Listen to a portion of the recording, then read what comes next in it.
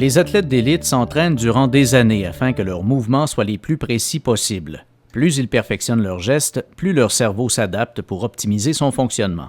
Et ça m'a toujours fasciné de voir qu'on a 600 muscles, 200 articulations et essayer de comprendre comment les 100 milliards de neurones s'organisent pour produire des mouvements d'une telle précision. Cependant, analyser l'activité cérébrale liée au mouvement humain est fort complexe. Des équipements d'analyse fiables et non invasifs ne sont disponibles que depuis une vingtaine d'années et comportent des limites. Pour étudier les activations cérébrales associées à l'action, on doit utiliser des tâches qui sont beaucoup plus élémentaires que ce qu'on peut retrouver dans les domaines sportifs, par exemple. C'est pas demain la veille où on pourra enregistrer l'activité cérébrale lors d'un triple LOTS, double boucle piquée, parce que la génération du mouvement interfère avec l'enregistrement des signaux cérébraux.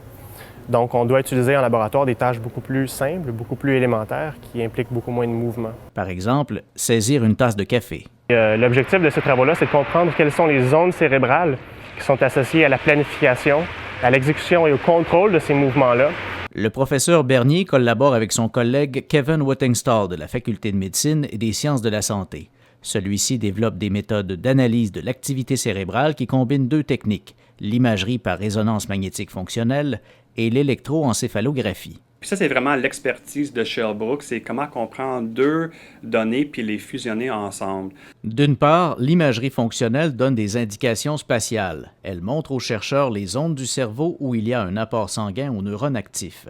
D'autre part, l'électroencéphalographie informe sur une base temporelle, soit en mesurant l'activité électrique des neurones à la milliseconde près. Nous, on travaille sur des modèles mathématiques et informatiques pour prendre un peu l'information de l'IRM avec l'information de EEG pour les mettre ensemble puis de juste faire ressortir qu'est-ce qui est similaire et qu'est-ce qui n'est pas similaire pour comprendre un peu plus le fonctionnement du cerveau humain.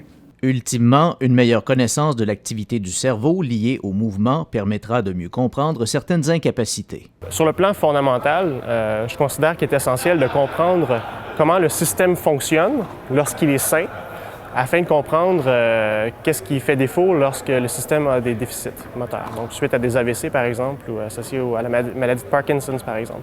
Un jour, des prothèses activées par les neurones du cerveau pourraient aussi être créées pour les personnes qui ont subi des lésions de la moelle épinière. Les patients paralysés, évidemment, ne peuvent plus bouger, mais leur cerveau est sain. Donc, ils sont toujours en mesure d'avoir des activations cérébrales similaires à ce qu'ils pouvaient avoir auparavant, avant la lésion.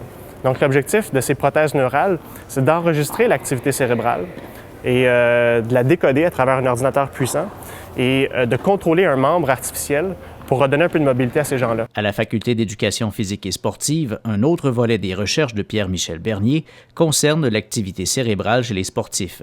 Il cherche à mieux cerner la connectique cérébrale chez les athlètes de haut niveau et comment celle-ci se développe par rapport aux athlètes novices.